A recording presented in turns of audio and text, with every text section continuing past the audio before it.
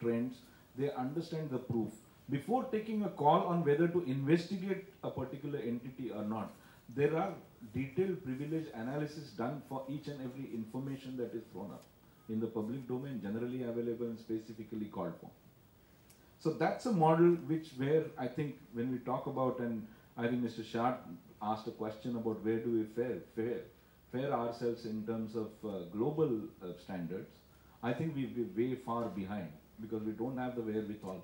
We don't have the kind of capacity and understanding of the fraud at that micro level. We are obviously trying to, at Legasis, we kind of set up and do the compliance programs. The code of conduct, which has come out in the insider trading, is going to raise a lot of issues where these programs will have to be looked at, capturing the issues at a micro level, at an absolute micro level. Our experience has been that whether you go through the fraud prevention or early detection or red flag issues, there are two things which we are kind of encountering, which is behavior, attitude, or probably cultural issue. First is there is a phenomenal chalta hai attitude across the corporate sector. Saying he is doing something, therefore wo chalta hai to mera bhi chalta hai. Chalta hai yaar, kar do. Second is jugaad is being considered as innovation, in which I want to kind of raise my hands to say that's worrisome. Jugaad is not innovation.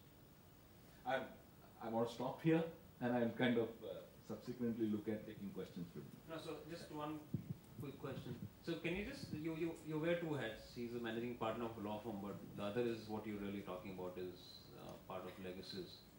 Can you just tell us a little bit, I mean, we know the external challenges. I want to understand how companies can bolster their, whether through information technology or otherwise, how can you can't obviously prevent, but you can attempt to prevent. You can have checks and balances.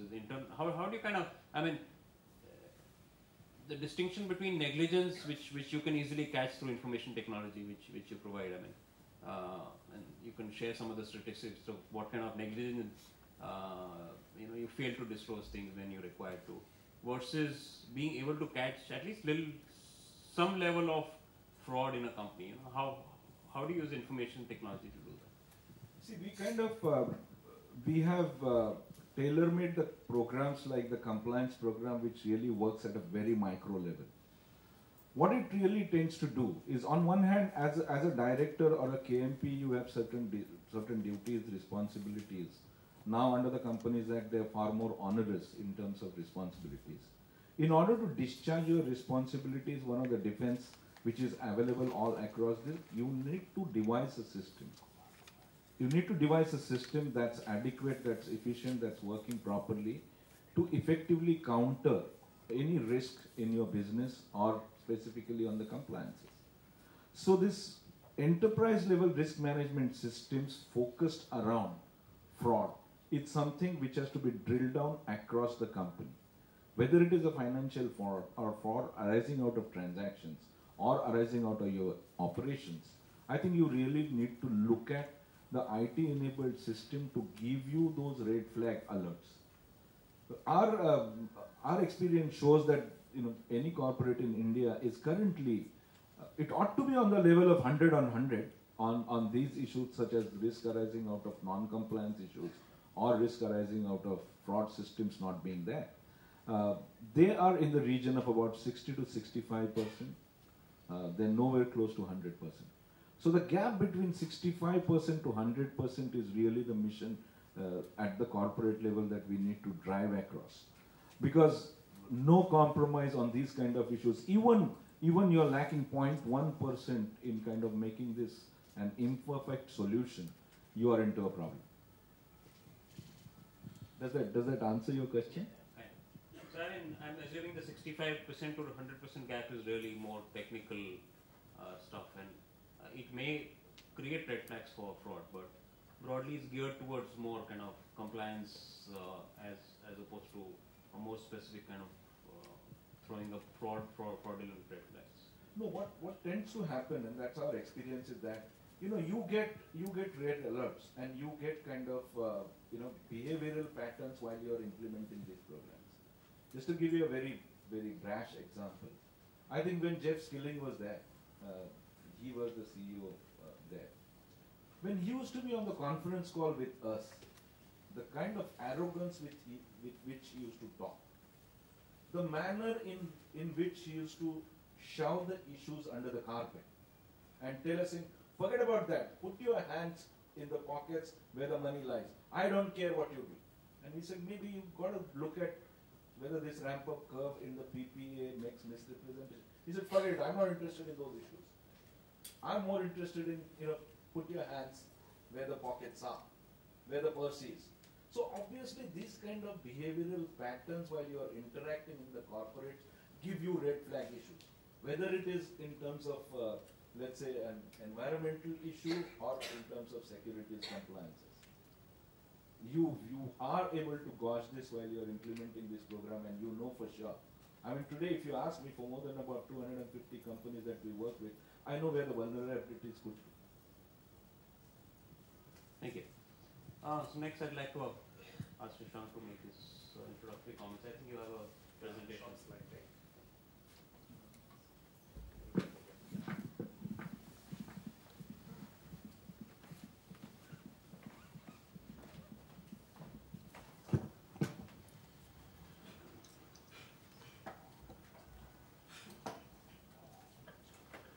So the topic I was asked to talk about was fraud and insider trading. So I thought, why not blend the two?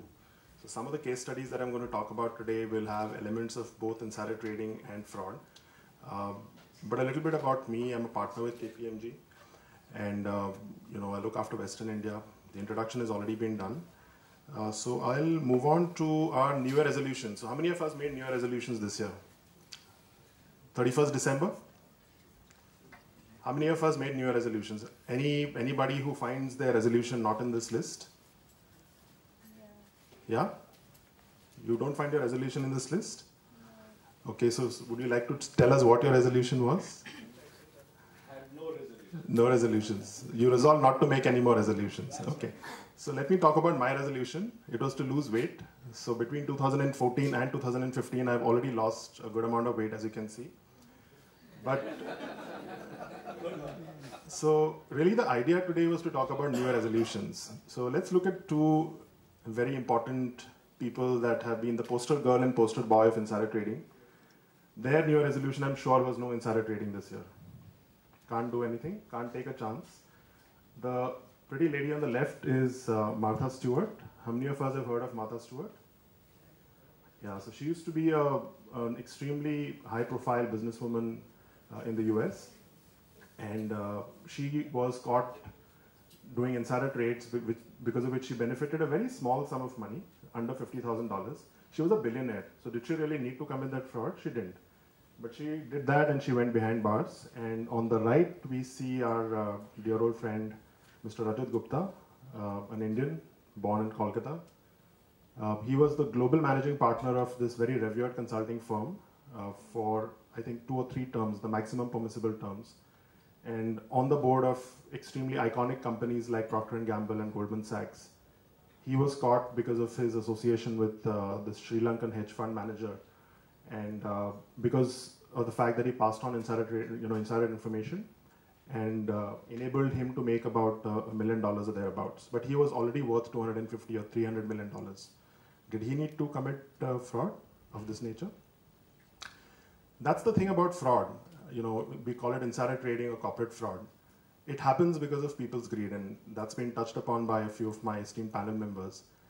And you can talk about and propound several theories, but central to all of this is the rationalization that what I'm doing is not wrong.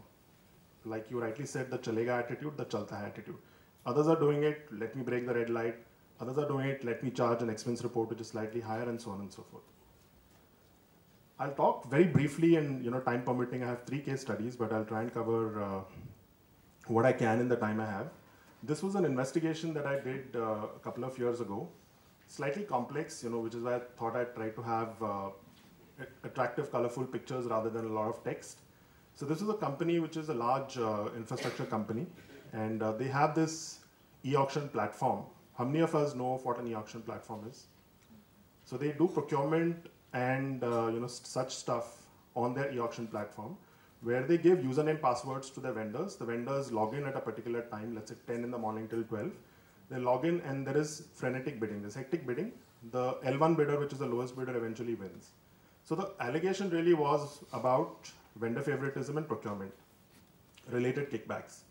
So when we did an analysis of the logs, right, we discovered that the e-auction platform logs actually showed that there was a movement of prices based on certain patterns, based on certain vendors, changing prices in tandem with certain things. So we did a CDR analysis of the person's mobile phone records of the buyer, and we discovered that there were parallel conversations which were happening when the bidding process was ongoing. So a conversation was going on with the vendor to indicate to the vendor who the L1 was and what price should be bid. And on that basis, the vendor was winning those bids. And these were large bids, 300, 400 crores. What this buyer was also doing was, after, let's say, 12 o'clock, the deal gets closed, a particular vendor gets the deal, he used to call up his broker and place an order to buy shares in that company, right? Based on that knowledge, because on the next day or the day after, that would get announced as a win.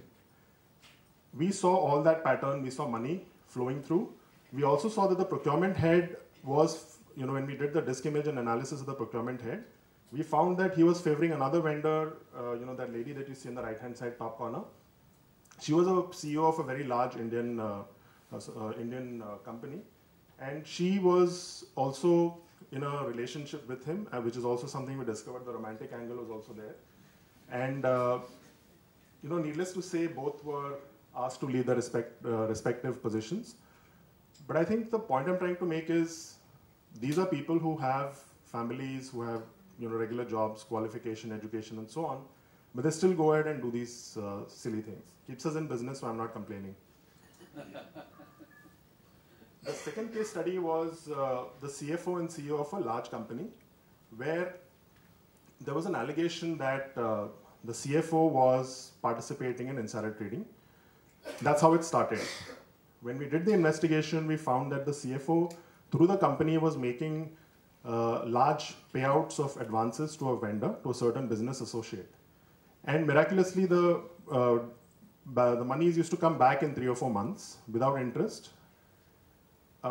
During the course of our investigation, we found on his computer evidence that there were trades which were being reported. He used to have WhatsApp messages with his business associate. We did all of that and we discovered it. We also found that the vendor used to give him cash and other benefits. In addition to that, we found that the CFO had similarly siphoned out some 180 million pounds to another company in the UK, which had a name identical to one of the large vendors in China. So he set up another company with the same name in the UK, transferred money there, and then brought it back, because that was his own company, to India. And the CEO was also on the take. So obviously, based on our investigation, both the CFO and CEO were asked to leave. And who hired you for this? We were hired by the board, yeah. So the board that you can see in the right-hand side top corner was really the set of people who sat in judgment for our report, and then finally asked the CEO and CFO to leave. And last but not the least is in my own fraternity, Big Four accounting firm partner, passed on a lot of insider information to one of his friends who was a jeweler. And that friend made investments, obviously we have access to a lot of price sensitive information in KPMG and EY and other firms.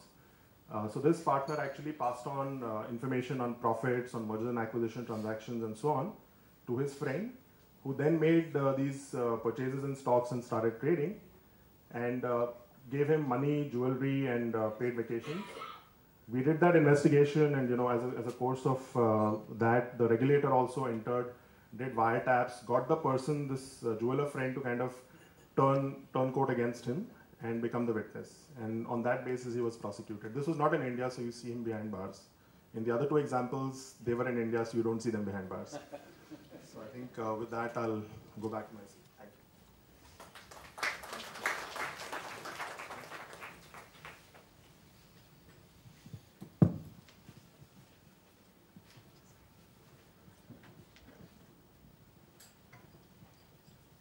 So yeah, I think great introduction by everyone. I just kind of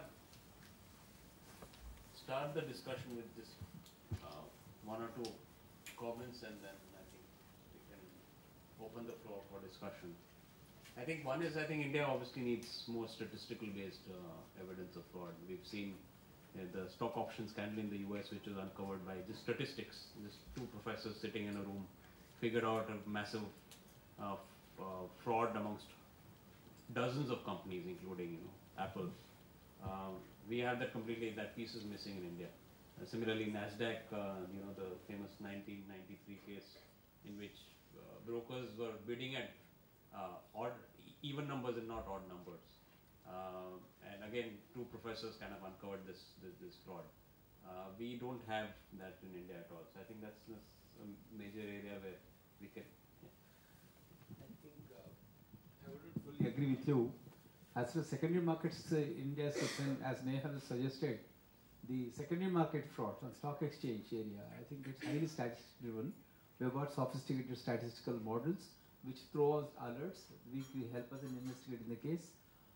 Only thing is we have some limitations in terms of taking the hard evidences. That's where we rely on SEBI for doing that beat.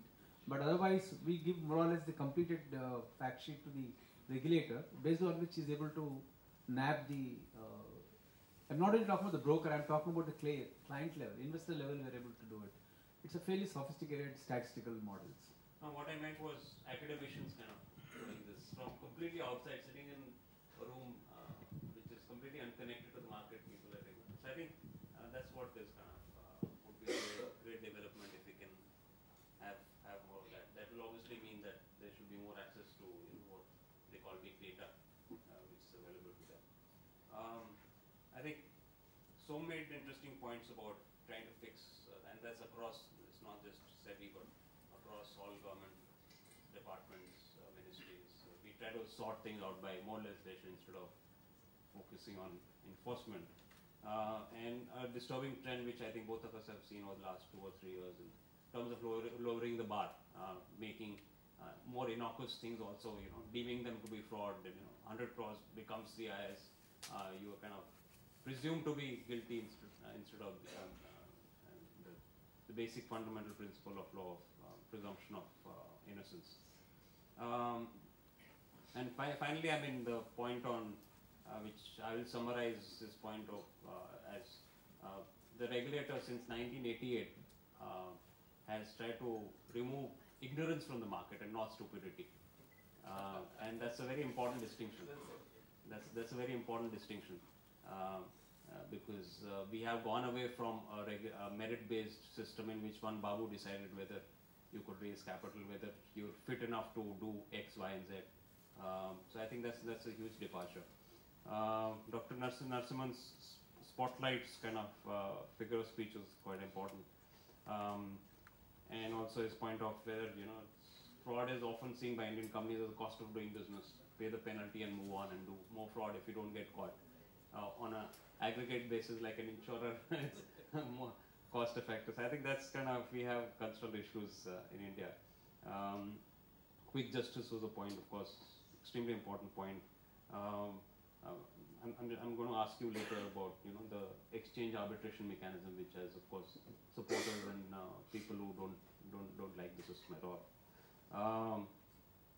Abhijit's point on due diligence and limited impact, where people don't kind of, they look at your report, are convinced by a report, but still don't want to act on it. So I think that's an interesting perspective. Suhas's point on how the system doesn't deliver, and the new act is kind of making things even worse. I think we've got sufficient number of checks and balances now at the structural level. Corporate governance is fairly evolved. There are, if companies want, they can kind of prevent and at least catch fraud at an early stage before it becomes disproportionately large. And finally, I think the 3 examples are fabulous. I'll just kind of request everyone to kind of just give me a sense of where you think. Let's look at. Thank you. You can hear me, right? So let's look at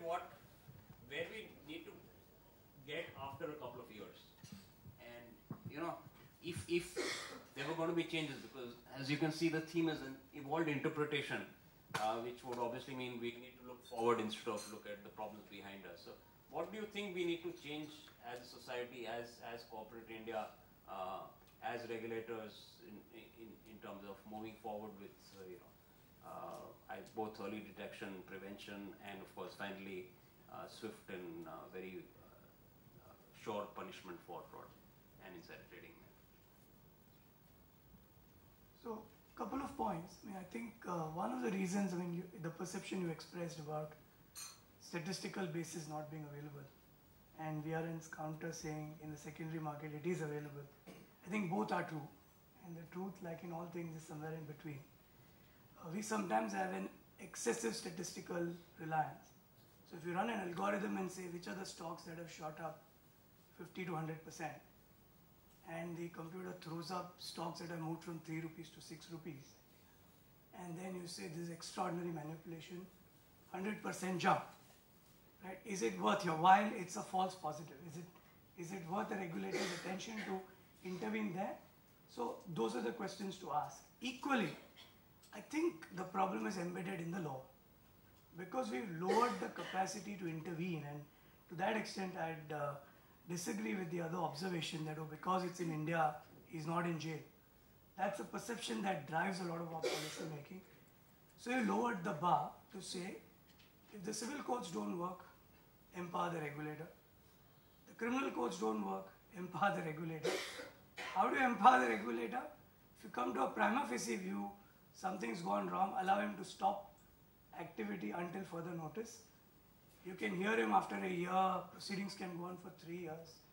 And courts are sustaining that too. So eventually what it leads to is your capacity to investigate and detect and come up with a high quality foolproof case is not paid attention to. Right? If the police is empowered to do encounters, it's easy to bump off every underworld suspect. You then don't have to build detection skills. You don't have to build cabris. You don't have to police the street, because you know that if the boiling point comes in, I can pick up my gun and bump him off. So embedded in it is an erosion of state capacity, erosion of capacity to investigate. And that's what I mean by the legislative solution approach being a wrong approach. So that's number one. Number two, you don't need to go to jail, frankly. If I'd like to see something over the next 5 years, I'd like society to come to acknowledge the enormity of impact that can be inflicted on a person when you pass an order saying don't deal in securities until further notice. The European Court of Human Rights has said such a power is violative of human rights. We are nowhere near thinking in those lines. Ask someone not to get onto a board because you suspected him to be doing wrong, and proceedings went on for 2.5 years and the guy is kept out. In Europe, that's a violation of human rights because your ability to do your day-to-day activity is impeded. In India, human rights is for those who are in jail, not for the businessman in a suit. We in fact get vicarious pleasure to say, oh, at least we put him through an investigation process. So inflicting an investigative process or sending someone in jail pending trial or pending investigation has become the punishment. So we need to reorient ourselves completely. Some of it is very unpopular. Some of this is things that you'll not find favor with at 9 p.m. prime time on television. But if we need to be a legal society that reflects a third largest economy in the world, in purchasing power terms, we are the third largest economy. And our enforcement system is nowhere, our legal and enforcement system is nowhere in that space. So if you keep lowering the bar for proving a fraud, if you keep increasing the penalty, and then if you keep making it easy that you don't have to work on the streets, you don't have to go conduct trial, sitting in your air-conditioned room, you can put a man out of business for the next 10 years. You will not go and prosecute. Why would you use Section 24 and stand before a magistrate or a sessions judge and conduct trial when you can inflict far greater damage sitting in your room? So this is something to think about. And I think excessive empowerment is actually eroding capacity. It's a bit philosophical if you think about it, but you can use physics, you can use Buddhism, you can use Hinduism. The same principle will emerge with. If you excessively orient a solution, you create an imbalance. And that imbalance necessarily reflects in lowering your capacity to detect. And then you have to rely on retired policemen and, guys in the regulatory system who are then going out and consulting. The capacity is being outsourced. You lose capacity, the good talent in the regulatory organization will leave because they don't enjoy. At the end of the day, everyone has a pride and self-dignity, and you want to be able to demonstrate. Which officer and a regulator would like to be in an organization which says, oh, we've not been able to do anything, this is India? Because the gearing of the objectives, the gearing of how the organization rewards needs to be looked at.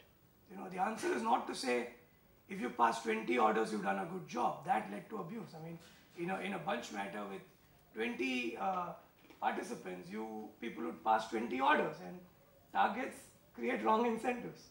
So how we orient our targets, how we measure performance, I would think over the next 5 years, there has to be a serious focus on behavioral science rather than simply say, if we put people into jail, crime will go down. I mean, people have been hanged to death for committing murder.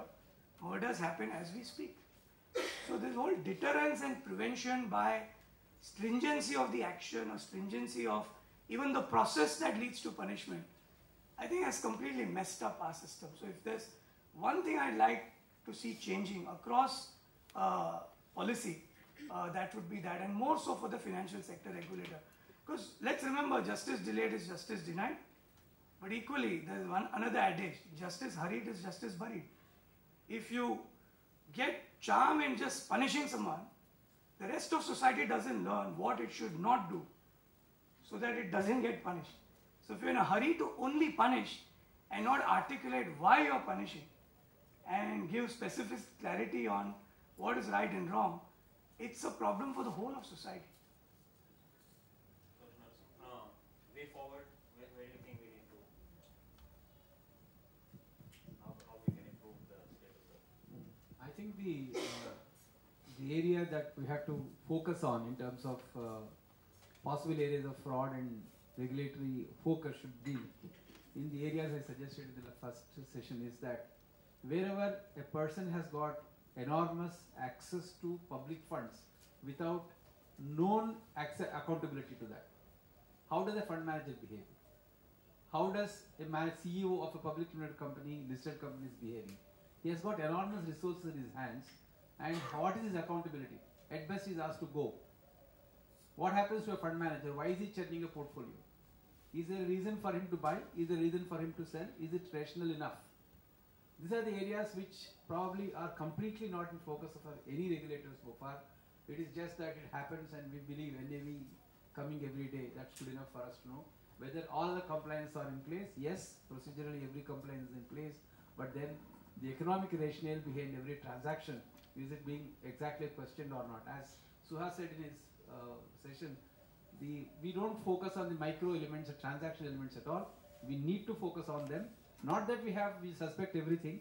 At the same time, people should know that they are being watched. The element that they are being watched is one thing that I think we have to see. And secondly, being in the regulatory position, I don't think we should develop a mindset that anything new that is happening, anything that I don't know is wrong. For example, there's a lot of questions going on around self-trades, a lot of questions going around algo trades and all that. Because I don't understand algo trade, I suspect it's bad. Is it so? The way the orders are being placed are done to a machine. I'm not saying that algo trades are bad or good. What I'm saying is, good or bad are intentions and not the mechanisms. If the mechanism is used, because I don't understand the mechanism, can I suspect it? Or if something is being done with respect to the mechanism, if the intent is bad, should it be considered as bad? A lot of thinking has to go into this kind of a regulatory approach towards various rules that we try to implement on a day-to-day basis. The insider trading, we have got very sophisticated regulation as of today. What is the experience in terms of catching insider trading, punishing them? Do we have a very big track record in terms of rampant insider trading in this country? Is it known, or is it a belief? Is it a perception? Where do we go exactly? Again, comes back to empirical studies and empirical. We have so much of experience with us, so much of court laws already, so much of reforms done, so much of experience, so many intermediaries behavior, etc. All this is in the books of Security Board of India. How much of research has gone into this? How much of informed policy making is happening? On that is a very important question we have to see. We have got scores of inspection reports on every intermediary in this country. Whether any regulation has come based purely on the inspection reports examined, I am not